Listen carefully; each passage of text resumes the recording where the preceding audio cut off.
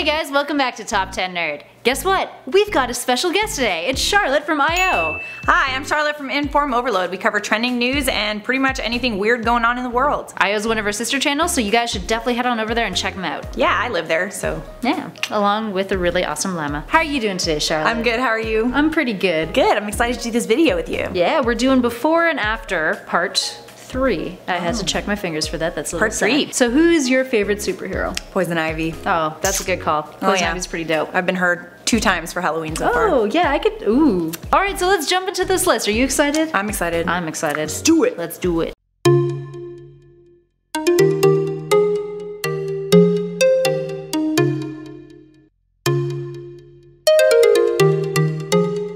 Let's start off this list with one of the most adored X-Men characters, Hank McCoy, aka Beast. While we didn't get his full origin story until 1968, when we were first introduced to the hulking blue mutant in 1963 in X-Men Volume 1, he wasn't blue at all, just very large and big boned. It wasn't until Amazing Adventures 11 in 1972 that he would get his furry blue appearance in an attempt to make the character more visually striking, and to further let Marvel profit off the success of Werewolf by Night. Stan Lee has stated that he wanted Beast to be the most articulate, eloquent, and well-read of the X-Men, in order to contrast with his brutish exterior. Up next, number 9 is Doctor Strange. For this number, we're taking a look at the cinematic adaptations of the character rather than in the comics. Now, if you guys didn't already know, there was a 1978 Doctor Strange made-for-TV film starring Peter Houden and Jessica Walter.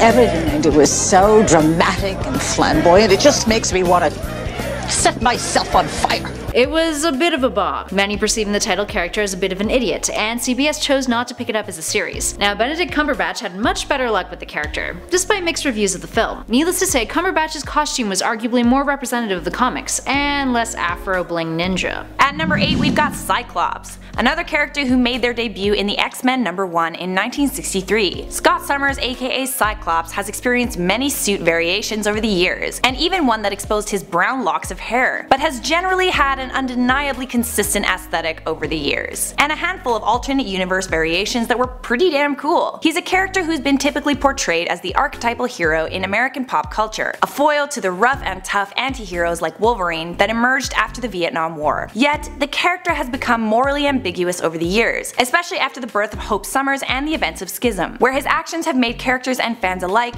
view him as villainous at times. Up next, number 7 is Daredevil. For years, Daredevil has been synonymous with his red horn suit. It's iconic, but aesthetically speaking, when he was first conceived by Stan Lee and Bill Everett, he looked quite different. The horns were still present, but the character donned a very different yellow, black, and red suit that had a very acrobatic feel to it. Jack Kirby had a lot of input on the character design, and was even the one who came up with the idea to give him his Billy Club. His suit wouldn't change until issue number 7 of Volume 1, where he fought the Submariner. Alright, moving right along now to number 6, Sam Wilson, the Falcon. Sam Wilson has gone through many aesthetic changes over the years. From the publication side, he was the first mainstream black superhero, and the first to not have the word black be part of his superhero alias name. First appearing in Captain America 117 in 1969, he donned a green and orange leotard, and also dug the whole shirtless look when hanging out with his pet falcon, Redwing. The late 70s introduced us to another Falcon costume, this time with wings and a different color palette, featuring detachable jet-powered glider wings made of lightweight titanium ribbing and mylar that used solar power. After 2004, when that harness was destroyed, he got himself a pair of holographic hard light wings. These days, he's been given the MCU cinematic treatment, and his 2017 threads now that Sam Wilson has given up Captain America mantle are much more sleeker. Up next, number 5 is Blue Beetle.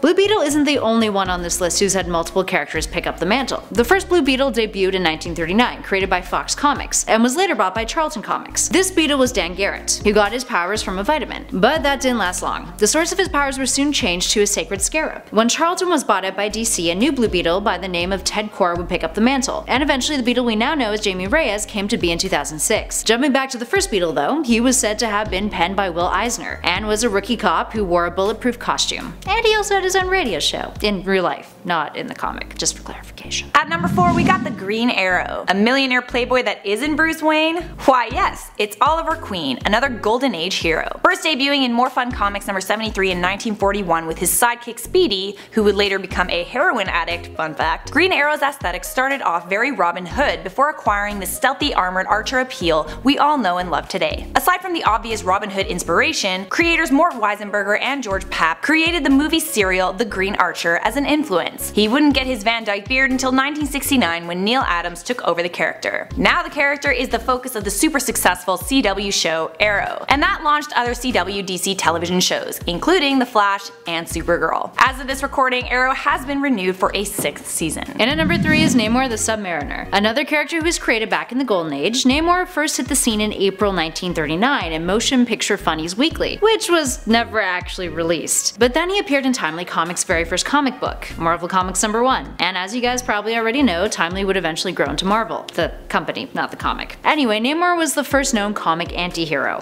and actually started off as an enemy of the US, and his schemes included the likes of sinking Manhattan. But when the US entered World War II, the character shifted alliances, and aided the Allies against Axis powers and Adolf Hitler. Hashtag comics hate Nazis, anyone? At number 2, it's Storm. African goddess to one of the most iconic members of the X-Men, Storm has been regarded as Marvel's most prominent female superhero. First appearing in Giant Size X-Men #1, Storm was part of the second generation of X-Men introduced by Len Wein, and started off as an amalgam of two characters created by penciler David Cockrum, the Black Cat and Typhoon. In Giant Size X-Men #1, she's introduced as the Storm Goddess, being praised by people in Kenya. She's recruited by Charles Xavier, and her backstory wouldn't be fleshed out until Uncanny X-Men #2 by Chris Claremont. These days she's gotten the big screen treatment, first with Halle Berry portraying her, and most recently Alexandra Shipp. And in the comics, she got her own solo series in 2014 and even got hitched, then unhitched, to Black Panther. And finally, in our number 1 spot is the Sandman. Some of you may be most familiar with Neil Gaiman's Sandman, but the original character was completely different from Gaiman's Dream, aka Morpheus, and DC's Wesley Dodds from Sandman Mystery Theater, although that last one there is some relation. First appearing in Adventure Comics #40 in 1939, Sandman first hit the scene as Wesley Dodds, created by Gardner Fox and Burt Kreisman. Wearing a green suit, fedora, and gas mask, he would use a special gun that released sleeping gas to sedate his foes, who were criminals. Later on, he was given a makeover, equipping him with a cape and a sidekick aptly named Sandy, the Golden Boy. After the 1940s, the character died off like many other Golden Age heroes, and Dodds would occasionally make cameos in other DC properties. But the Sandman alias didn't die with him. Garrett Sanford and Hector Hall took it on, and the character eventually evolved into Dream. There's a lot more we'd like to talk about concerning this character, but only so much time per video, so if you guys want to hear more about Sandman, let us know in the comments below. So there we have it, friends. What do you guys think? Who is your favorite before and after hero that we featured this time on this list? Let us know in those comments below. And make sure you hit those like and subscribe buttons if you dug this and you want to see more nerdy videos. And come over to Inform Overload if you need a source for trending news on YouTube. Bye!